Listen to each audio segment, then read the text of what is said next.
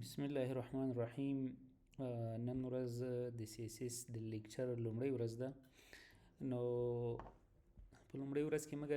نن د CSS پیژندنه کوو چې CSS څه شی ده. What is CSS؟ CSS چې دا له دریو حروفونه یا د دریو الفاظو نه اخیستل شوی ده چې کاسکیډینګ سټایل شیټ له دې نه اخیستل شوی ده او سی د کاسکیډینګ په معنا ده، ایس د سټایل په معنا ده، بل ایس د شیټ په معنا ده. دا بیا ووایي چې کاسکیډینګ څه شی ده، سټایل څه شی ده، شیټ څه شی ده. نو دا CSS یا کاسکیډینګ سټایل شیټس دا چې دا یو ډول ژبه ده د سټایلونو د اپلای کولو لپاره چې موږ ته د HTML صفحه یا د XML صفحه په دې کې کله چې کوډ شوی وي په HTML یا XML کې، نو موږ وغواړو چې هغه د HTML یا د XML ډاکومنټ چې ده یا هغه کوډ چې کوم جوړ شوی ده یا په هغې کې کوم الیمنټونه چې جوړ شوي دي یا په هغې کې چې کوم ډاکومنټ جوړ شوی ده هغه د موږ ته په یو ډول باندې سټایل اپلای سي، په هغه باندې د یو ډول موږ ته ډیزاین اپلای سي. دغه کار موږ د CSS په طریقه باندې کولی سو. یعنې CSS چې ده دا د HTML یا د XML ډاکومنټ ته سټایل وربخي، په هغه باندې ډیزاین اپلای کوي او هغه ته یو ښکلا وربخي، ښکلا په هغه باندې جوړوي. د CSS په طریقه باندې موږ کولی سو چې مختلف ډول فارمټونه اپلای کو، مختلف ډول ښکلاګانې په هغه ځای کې اپلای کو. مثلا دلته تاسو ته ویل شوي دي چې د CSS په طریقه باندې ته کولی سي چې لی آوټ کنټرول کې د یو CSS د صفحې یو جوړښت ده، د ټیبل یو جوړښت ده، د یو بل برخې الیمنټ یو جوړښت ده. دغه جوړښتونه یا دغه لی آوټونه چې دي موږ د CSS په طریقه باندې چې کولی سو کنټرولولی سو. همدغه شان په دې کې موږ مختلف ډول فارمټونه په دې باندې اپلای کولی سو. په HTML کې یا XML کې هلته چې کله مختلف ډول الیمنټونه جوړ شوي دي نو هغه الیمنټونو باندې مختلف ډول فارمټونه موږ اپلای کولی سو. او یا په هغه ویب صفحه کې چې هر ډول الیمنټ ده یا یو ویب صفحه موږ د HTML په طریقه باندې جوړه کړې ده، هغه موږ غواړو چې په کوم ډول دې ښکاره سي، کوم ډول یې ښه ډول ده چې موږ ته ښکاره سي، کوم ډول یې باید زه دا ډیزاین کم تر څو هغه د یوزرانو یا څوک چې دغه صفحه استعمالوي یا لوډ کوي هغو ته انټرسټینګ سي، هغه ته یو دلچسپ ډیزاین ښکاره سي. نو دغه دلچسپي اپلای کول موږ د CSS په طریقه باندې کولی سو چې هغه کې کیدلی سي ته یو ټکسټ ته ښه ښکلا ورکړي یا ایمیج ته ښکلا ورکړي یا یو بل بیکګراونډ ته ښکلا ورکړي یا ویډیو ته یا وغیره نور الیمنټونو ته ښکلا په CSS باندې ورکولی سي. نو CSS چې موږ وویلې چې د دریو لفظونو نه جوړ ده، یو چې دا سټایل ده، بل چې دا شیټ ده، بل چې دا کاسکیډینګ ده. او نو دلته موږ لږ هغه راخیستي دي، صحیح ده، کاسکیډینګ مو اخر ته بولی ده او سټایل او شیټ مو لږ مخته ترې راوړي دي. نو حالا دا چې CSS لومړی د سین اخیستل سوی کاسکیډینګ، خو خیر دا موږ هغه د پوهې په اساس باندې مخته او شاته راوړي دي چې هغه زموږ کتونکي ښه پوه شي چې کاسکیډینګ څه معنا، سټایل څه معنا، شیټ څه معنا. نو سټایل خو تاسې خپله پوهیږئ چې سټایل څه شی ده. کله چې زه د یوې صفحې یوه برخه وغواړم چې په کوم ډول د موږ ته ښکاره سي نو دا موږ د سټایل په طریقه باندې کولی سو، صحیح ده. یا زه وغواړم چې د ما الیمنټ ته کلر دی په کوم ډول کلر ورکولی سي، یو د HTML یا د XML ډاکومنټ الیمنټ ته دی په کوم ډول کلر ورکولی سي، مرجن دی څه رقمي، فنټ دی څه رقمي وغیره، ټیبل دی څه رقمي، لیست دی په کوم ډول راسي، لینک دی په کوم ډول راسي. یعنې دغه ټول هره یو برخه چې غواړم په کوم ډول ښکاره سي دا زه د سټایل په طریقه باندې کولی سم. دې ته موږ سټایل وایو، دې ته موږ څه وایو، سټایل وایو. یعنې که په لنډ ډول ووایو چې سټایل چې دا تعریفوي یا دا ښیي چې یو HTML الیمنټ د په کوم ډول ښکاره سي، صحیح ده. نو دا په کوم ډول ښکاره کېدل د څه ویل کېږي، سټایل ویل کېږي. شیټ چې دا شیټ څه ده، شیټ معنا دا ده چې د سټایلونو ګروپ یا مجموعې ته چې هغه سټایلونه په یو ځای باندې راوړل شوي وي، د دغه د سټایلونو مجموعې ته یا ګروپ ته دې ته موږ څه وایو، شیټ وایو. کله چې مختلف سټایلونه په یو ډاکومنټ کې ځای په ځای شوي وي نو دغه ته موږ چې وایو، دغه ډاکومنټ ته موږ یا د ټمپلیټ ته موږ چې وایو، شیټس ورته وایو. کاسکیډینګ بیا څه شی ده؟ تاسو خو پوه شولی ګوره سید سټایل چې دا سټایل خو تاسو پوه شوئ چې یو شی دی په کوم ډول ښکاره سي بیا دغه په مختلف اندازه باندې په ډېر اندازه باندې یا یو ګروپ یا یو مجموعه دغه چې سره یوځای کېږي دا شیټ سو صحیح ده نو اوس وایو چې کاسکیډینګ څه ده کاسکیډینګ چې دا یو د سټایل شیټ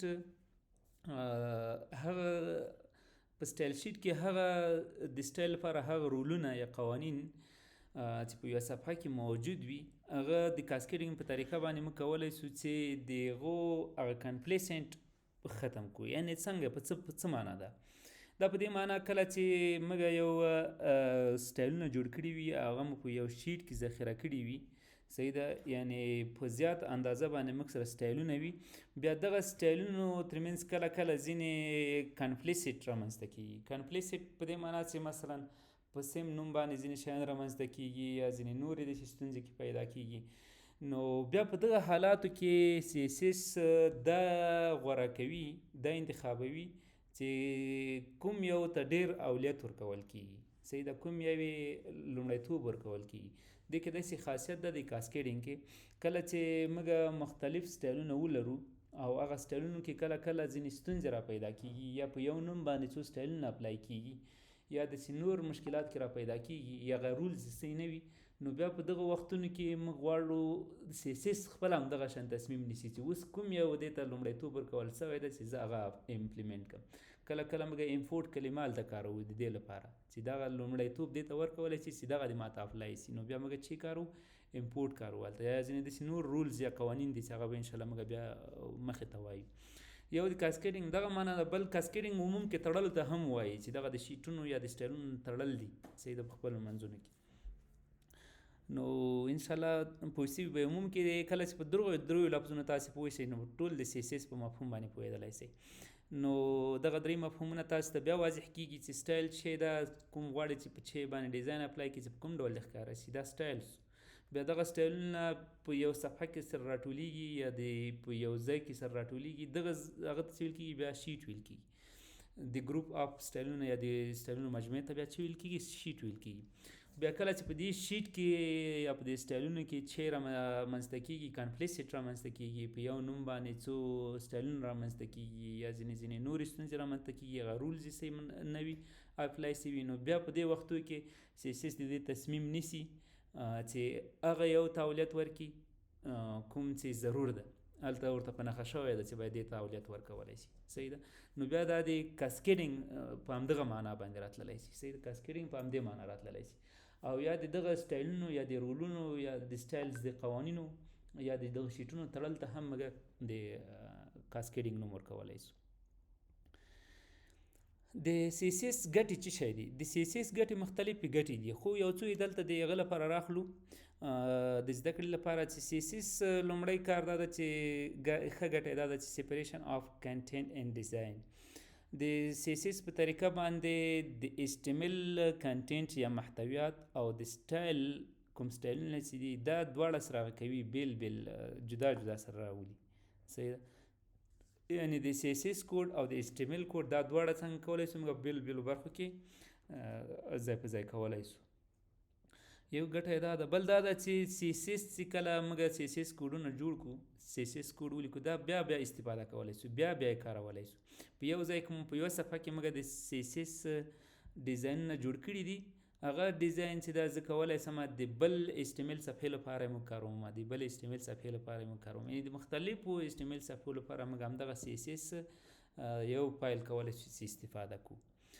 نو دا بیا استفاده کول دي یعنې په ځای داسې چې بیا ولیکې بیا موږ نه لیکو یوازې همغه کومه صفحه چې لیکل شوې ده د ملټیپل ایسټیمل صفحو لپاره موږ استفاده کړو بل دا ده چې دا تیز ده کله چې سی اس اس فایل هغه شوی وي جوړ شوی وي موږ سی اس اس په دریو طریقو باندې هلته بیا جوړوو یو یې انټرنل ده ایکسټرنل ده انلاین ده خو که ایکسټرنل موږ جوړ کړی وي ایکسټرنل فایل موږ جوړ کړی وي نو بیا دا براوزر ښه په اساني سره لوډ کوي او نو په دې خاطر باندې چې ده تیز ده کله چې موږ بیا ویب جوړوو ویب هم عمومي ویب سایټ جوړو بیا موږ ته دا ګټه رسوي چې د موږ ویب سایټ به هم په تیزی سره لوډ کیږي. بل ایزر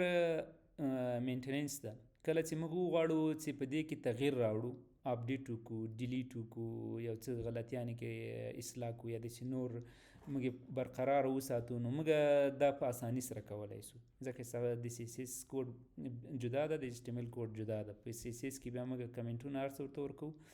نو په اساني سره موږ کولی شو چې خپله ستونزه پیدا کړو یا هغه کې ایډیټ وکړو یا اپډیټ کړو یا ډیلیټ کړو یا بله کوم تغییرات کې راوړو. او همدغه شان بله ګټه دا ده چې کنسسټنسي ده. کنسسټنسي مطلب دا ده چې که یو رولز یو سټایل چې دا ما امپلیمنټ کړی ده په یوه صفحه باندې، نو هغه سټایل کېدلی شي په بله صفحه کې هم همغه ډول باندې وښکارېږي. نو داسې نه ده چې هلته په دې صفحه کې یو ډول ښکاره کېږي، په بله صفحه کې بل ډول ښکاره کېږي. نه، یو سټایل چې موږ په ایچ ټي ام ایل صفحې باندې امپلیمنټ کړی ده، هغه په بله صفحې د ایچ ټي ام ایل صفحې باندې چې زه امپلیمنټ کوم په همغه ډول باندې ښکاره کېږي. بل ګټه دا ده چې دا ډیر مور سټایلینګ آپشنز لري، ډیر د سټایل لپاره مختلف آپشنونه لري. یو څو مثلا لیاوټ د مختلف ډول لیاوټس موږ لرو، مختلف ډول انیمیشنز موږ لرو، شیډز موږ لرو یا غیره نور موږ د سټایل لپاره لرو، آپشن لرو، بیخي زیات آپشن موږ د سټایل لپاره لرو. د سی اس اس بله ګټه دا ده چې هغه ایډیټیبیلیټي ده. مطلب دا چې که زه یو سی اس اس په اساس باندې وغواړم چې مختلفو سکرین سایزونو لپاره د یو صفحه ډیزاین سي، نو زه د سی اس اس په طریقه باندې کولی شم. د سی اس اس په طریقه باندې کولی شم چې یو صفحه داسې ډیزاین کړم چې هغه د په کمپیوټر کې هم کار وکړي، په موبایل کې هم کار وکړي، او یا په غټ سکرین کې هم کار وکړي، په واړه سکرین کې هم کار وکړي، او په هر ډول سکرین کې کار وکړي. یعنې دا مختلفې ګټې دي د سی اس اس، او چې دغه ګټې بیا یوازې ایچ ټي ام ایل خپل ځان کې نه لري. نو کله چې موږ سی اس اس سره یو ځای کړو، نو بیا دغه ټولې ګټې په هغه باندې هم مرتب کېدلی شي. سی اس اس چې د ورژنې مختلفې ورژنې سی اس اس لري، لکه څه رقم چې نورې ژبې ورژنې لري، همدغه شان سی اس اس هم ورژنې لري. سی اس اس لومړی ورژن چې دغه د سی اس اس 1 په نامه باندې و، او دا په 1996 د ډسمبر کې رامنځته شوی و. بیا دوهم ورژن چې و هغه د سی اس اس 2 په نامه څه چې هغه بیا د W3C لخوا په 1998 کې رامنځته شو. او بیا دغه نه وروسته یو بل CSS 2.1 رامنځته شو چې هغه ما دلته یادونه نه ده کړې ځکه په هغې کې ډېر تغیرات نه وو، کم تغیرات راغلي. او دریم چې و بیا CSS 3 ده چې CSS 3 نن سبا بیخي زیات کارول کېږي، او دا په نن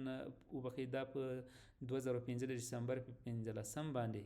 دا بیا رامنځته شو، او تر نن ورځې پورې همدغه CSS 3 تر کار لاندې، تر نن ورځې له دې نه استفاده کېږي د CSS 3 نه. اوس نن وختونو کې، نن سبا وختونو کې په CSS 4 باندې هم کار روان ده، خو لا وړاندې سوی نه ده، لا ریلیز سوی نه ده. نو نن تر نن وخته پورې په د CSS 3 نه استفاده کېږي. CSS 1 کې چې و لکه کله څنګه چې تاسې پوهېږئ، کله چې یو ژبه یا یو هر څه چې رامنځته شي په اول وختونو کې ډېر بیسیک شیان وي کې. مثلا دا په لومړی وختونو کې د فنټ لپاره مختلفې پراپرټیانې لرلې، بیا د کلر لپاره په ټکس باندې مختلف کلرونه امپلیمنټ کولی شو، همدغه شانې بیکګراوند لپاره مختلف کلرونه امپلیمنټ کولی شو، همدغه شان د الیمنټ لپاره مختلف الیمنټونو لپاره مختلف کلرونه امپلیمنټ کولی شو. یا په دې کې د لغاتونو ترمنځ فاصله وه، د حروفو ترمنځ فاصله، یا د لاینونو ترمنځ فاصله، یا د نور داسې ځینې نور د ټکس مختلف اټریبیوټس په دې CSS 1 کې کېدلی شو. همدغه شان په CSS 1 کې د ټکسټ یا د ایمیج یا د ټیبل یا د نور الیمنټونو هغه الاینمنټ واضح کېدلی شي چې په دا د الاینمنټ په کوم ځای کې اوسیږي، په سنټر کې دې اوسي، سنټر ته دې راسي، ښي طرف ته دې راسي، چپ طرف ته دې راسي، کوم طرف ته دې راسي. او یا مثلا د یو الیمنټ لپاره مختلف پوزیشن یې هلته کېدلی، چې ټاپ ته دې راسي،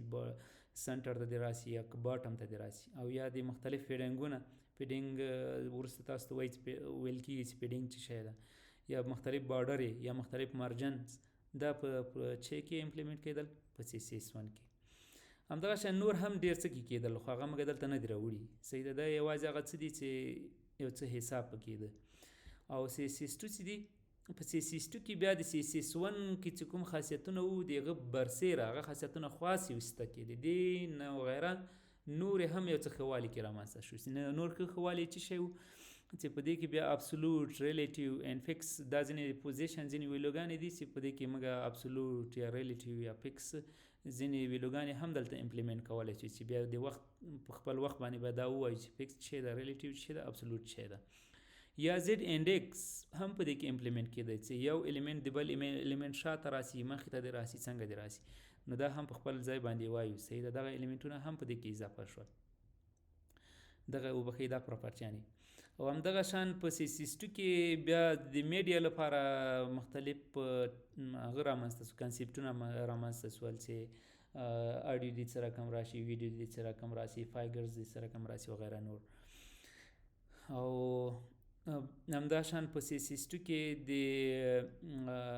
بای ډایرکشنل ټیکس یعنی 2D ټیکس یا دغه هم په دې کې رامنځته شو 2D ټیکس دې په کوم ډول باندې ښکاره شي. او ځینې نور نوي فانټونه په دې کې CSS2 کې رامنځته شول دا شی ځینې وغیره نور هم خاصیتونه یې لرل. او په CSS3 کې چې دا دغه CSS1 یا CSS2 برسېره دغه ځینې نور ښه خاصیتونه نور هم په دې کې اضافه شول او اوس لا نور هم کې اضافه شوي دي خو یوازې هغه څه چې یادول وړ دي هغه به دلته یاد کړو. مثلا په CSS3 کې د بارډر لپاره بارډر راډیوس هغه کونجونه د بارډر کونجونه هغه کېږي کږیږي نو دغه هم پراپرټي په دې کې اضافه شوله. مثلا باکس شیډو یو باکس ته یا یو څلور ضلعي ده یا کوم بل ضلعي ده یا ایمیج ده یا بل شی ده دې ته شیډوز یا سوری ورکول هم په دې کې رامنځته شو. د بیکګراوند لپاره مثلا ملټیپل بیکګراوندز په دې کې رامنځته شول ملټیپل بیکګراوند مختلف رنګونه دلته کې امپلیمنټ کېږي یا مختلف بیکګراوندونه دلته کې هغه کېږي امپلیمنټ کېږي دا پراپرټي په دې کې رامنځته شو. یا کلر چې ده کلر مختلف کلرونه دا سپورټ کولی شي CSS3 چې هغه HCL ده HCLA ده اوپیسیټي ده RGBA ده دا به هم موږ په دویم یا دریم سلایډ کې بیا ووایو چې موږ کوم ډول کلرونه لرو.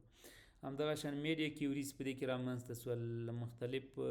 کلمونو لی آوټ دلته کې رامنځته شو. یا ویب فنټ پراپرټیز د فنټ لپاره مختلف پراپرټیانې رامنځته شولې چې شیډیو وغیره نور شیان دي یعنې بیخي په زیاته اندازه باندې کار په دغه CSS3 کې وشو چې دا د څو سلایډونو خبره نه ده چې دلته یې موږ یاده کړو خو یوازې دا چې دلته تاسې وروسته یو کنسپټ جوړ شوی وي نو ځینې شیانو نه موږ یادونه وکړله. نور بیا د هر یو د CSS3 باندې به موږ کار کوو او په دې کې بیا مختلف پراپرټیانې به موږ وایو او عملی کار به کوو صحیح ده. نو د CSS لپاره بیا ځینې لیبرریانې هم دي چې موږ او تاسې باید په پوه شو. د CSS اوس خو CSS کوډ موږ په خپله کوو د دې لپاره بیا خپلې لیبرریانې جوړې شوي دي. لیبرري چې دا هغه د یو ډیولپر لپاره ډېر کار اسانه کوي. مثلا ته یو کار کوې هغه کار ته CSS کې کوې کې شاید تا نه ډېر وخت ونیسي او نو بیا خلکو د دې لپاره ځینې لیبرریانې جوړې کړي دي چې مختلفو کارونو لپاره یې مختلف کلاسونه جوړ کړي دي او په هغه کلاس بیا د یو کار لپاره مشخص کړی ده نو ډېر په اساني سره ته کولی شي چې بیا خپل ویب HTML صفحه کې هغه وکاروې. نو دغه لیبرریانې چې دي هر یو یې ځان ته درس ده یوازې دلته یې نومونه اخلو چې بوټسټرپ ده ټیلوین CSS ده بولما ده او فاونډیشن ده. دا مختلفې لیبرریانې دي چې موږ سره د دې کومک کوي چې د موږ ویب سایټ په ریسپانسیو ډول باندې یعنې په هر ډول سکرین باندې کار وکړي یا دې په ښه ډول باندې جوړ شي او کوډ دې هم په داسې ښه ډول باندې ترسره شوی وي تر څو په تیزي سره کار وکړي یا مختلف نور ښه خاصیتونه په دې کې ور اضافه کوي. هغه د یوزر د وخت ډېر بچت کوي. نو دا به انشاءالله کله چې موږ CSS ټول زده کړو بیا به موږ لږ کار په دغه باندې کوو چې بوټسټرپ چې ده ټیلوین چې ده بولما چې ده فاونډیشن چې ده یو له دغو نه به بیا موږ استفاده کوو. دا د یوزر د یو ډیولپر سره بیخي ډېر کومک کوي تر څو یو ښه ویب سایټ ولري. د نن ورځې لپاره درس همدومره بس ده. سبا به ووایو چې څنګه کولی شو چې سټایل رول اپلای کړو.